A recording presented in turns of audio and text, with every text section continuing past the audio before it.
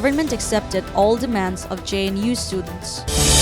Plane makes emergency landing after wheel falls off after taking off from Cox's Bazar. New information on dearness allowance may be effective from July.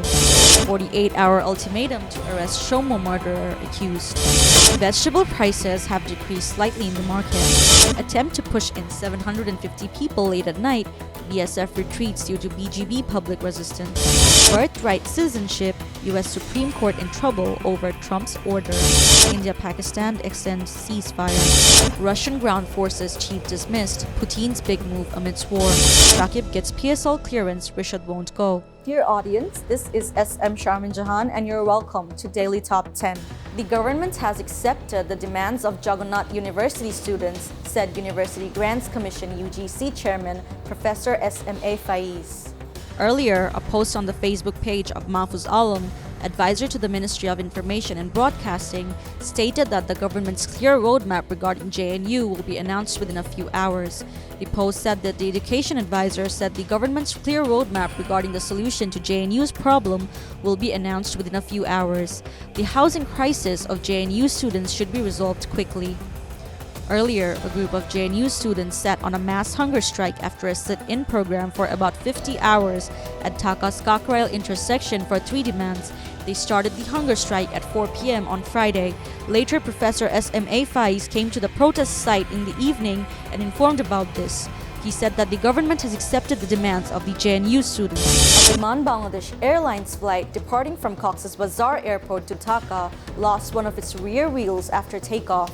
The plane later made a safe emergency landing at Hazrat Shah Jalal International Airport in Dhaka. Flight BG 436 departed from Cox's Bazar at 1:20 p.m. on Friday. It was a Dash 8-400 model aircraft. There were a total of 71 passengers on board, including children.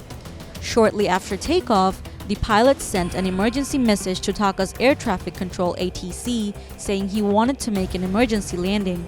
After receiving the message, emergency preparations were made at Shah Jalal International Airport. Fire service teams were kept ready next to the runway. All the discussions on dearness allowance for government employees began at the beginning of the year. They were stopped. However, discussions have started again on the issue. It is learned that a maximum of 20% dearness allowance for government employees may be announced from the next fiscal year, 2025 to 26. Policymakers believe that there has been dissatisfaction within the administration due to the non-introduction of the allowance even after the formation of the committee. Sources said that a meeting will be held on May 20th under the chairmanship of Finance Advisor Saliuddin Ahmed regarding this dearness allowance. Initially, a proposal to provide a maximum of 20% allowance is being prepared. Work is underway within the Finance Department to finalize the proposal. If the Chief Advisor agrees, the decision on this dearness allowance will be included in the budget speech. Dhaka University students and Chatrodal leader Shahryar Alam have given a 48-hour ultimatum to arrest the real accused in the murder of Shomo. After surrounding Shahbag police station for about an hour and a half, they withdrew with this ultimatum. A group of students gathered in front of the Raju sculpture around 11 a.m. on Friday. Around 12:45 p.m., they surrounded Shahbag police station. They remained there until 1:30 p.m. They took up a position in front of Shahbag police station under the banner of Bangladesh General Student Society. They held this program demanding the immediate arrest of all the accused in Shahriyar's murder, fair trial, and a safe campus. During this time, the students raised various slogans including, "My brother is in the grave, why is the murderer outside? Why is the murderer outside? What is the administration doing? Why did my brother die? Shahbag police station wants answers." While the prices of some vegetables has increased in the capital's markets over the past week, others have increased. Fish is being sold at the previous higher prices, and while the price of old rice has remained unchanged, the new rice is providing a message of relief. This picture was seen on Friday when visiting several markets including Aganagar in Keraniganj and Noya Bazar, Hatripul Kaja Bazar, and Karwan Bazar in the capital. Summer vegetables have started to rise in the market in full swing. Due to this, the prices of vegetables are fluctuating every week due to supply fluctuations. Traders said that vegetables are coming to the market more or less. As a result, the price is fluctuating somewhat.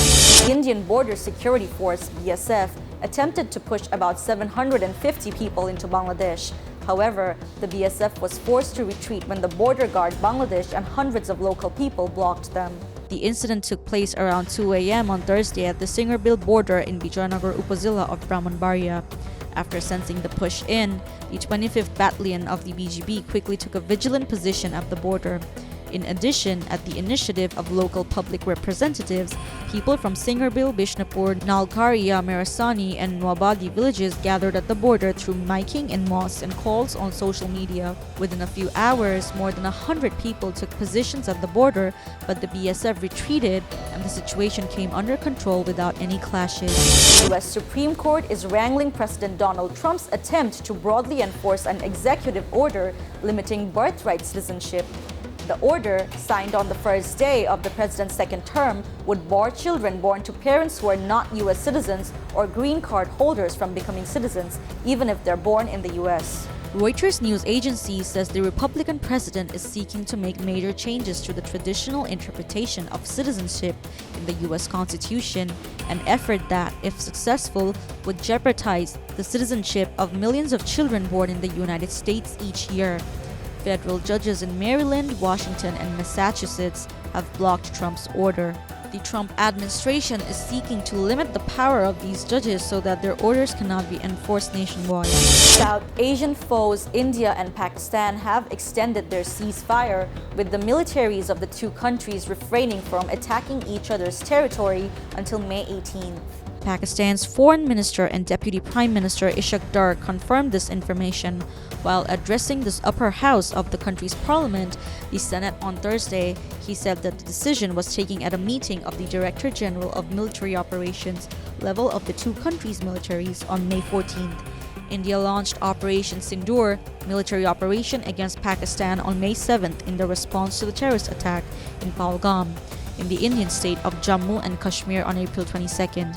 In this operation that lasted just a few hours, the Indian Air Force targeted terrorist installations in several areas including Pakistan-controlled Kashmir. Russian President Vladimir Putin has dismissed the country's ground forces chief, General Oleg Selyukov. Putin removed the high-ranking military officer on Thursday amidst Russia's prolonged military aggression in Ukraine. Meanwhile, 70-year-old Selyukov has been appointed Deputy Defense Minister. He will be a deputy to former Defense Minister Sergei Shoigu, who lost his ministry last year and is currently serving as Secretary of the Russian Security Council. The Kremlin announced the reshuffle in a government decree. Just a week ago, Selyukov led the Victory Day parade in Moscow's Red Square with current Defense Minister Andrei Belosov. The event celebrated the 80th anniversary of the Soviet victory over Nazi Germany. Shakib Hassan applied from New York to play for PSL team Lahore Qalandars. Since he is not with the national team now, the BCB has decided to give him permission for the entire tournament. Meanwhile, even though Shakib went to Lahore, Rashid Hossain is not returning there. He returned home after playing for this team a few days ago. Lahore Qalandars was unhappy with the comment he made at the time. While explaining the overall situation amidst the India-Pakistan exchange of attacks, Rashid told a Bangladeshi website, "Nichil Darul told me that he will never go to Pakistan again." Although Rashid apologized to the Lahore Qalandars authorities for this unwanted comment, later things did not go back to normal. This time, Rashid himself told them that he was not returning there. However, Rashid is the best performer amongst the Bangladeshis who have played in the PSL. So far, he has taken 9 wickets in 5 matches. Thank you so much, dear audience, for watching. Please stay tuned. Good night.